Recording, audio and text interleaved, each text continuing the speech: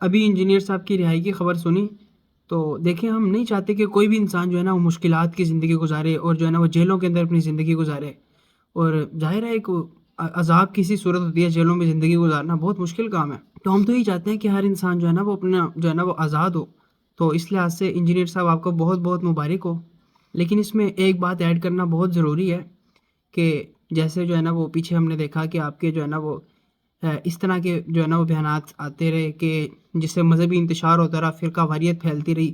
دیکھیں، بے شک آپ لوگ یہ کہیں کہ انجینئر صاحب نے تو فرقہ واریت ختم کی ہے، لیکن یہ حقیقت ہے نہیں. حقیقت یہی ہے کہ فرقہ واریت پھیلی ہے.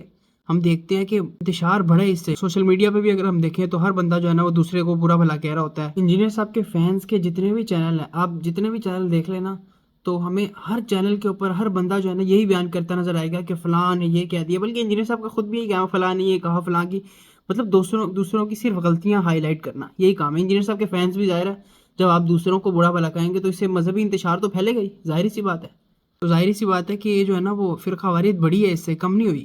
تو اب ہماری جو ہے نا وہ انجینئر صاحب سے درخواست یہ ہے کہ آپ کوئی جو ہے نا وہ مثبت کام کریں، آپ کوئی ایسا کام کریں جو امت مسلمہ کے فائدے کے لیے ہو. اور آپ کر سکتے ہیں یہ کام، آپ کو اللہ رب العزت نے صلاحیت دی ہے. آپ جو ہے نا وہ اسلام دشمن قوتوں کے خلاف کام کریں، جو اسلام کو نقصان پہنچا رہے ہیں ان لوگوں کے خلاف کام کریں.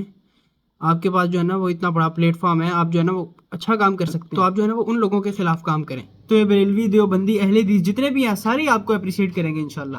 اور اگر انجینئر صاحب دوبارہ جو ہے نا وہ اسی طرح کا کام کرتے ہیں جس طرح پہلے کر رہے تھے، تو یاد رکھیں کہ یہ جو ابھی آپ جیل سے آ گئے ہیں دوبارہ بھی جیل جا سکتے ہیں، کوئی مشکل کام نہیں ہے. اور اگر دنیا میں جیل نہ بھی جائیں تو اللہ رب العزت نے آخرت کا عذاب تو رکھا ہوا ہے، جو کہ سب سے دردناک اور سب سے سخت عذاب ہے.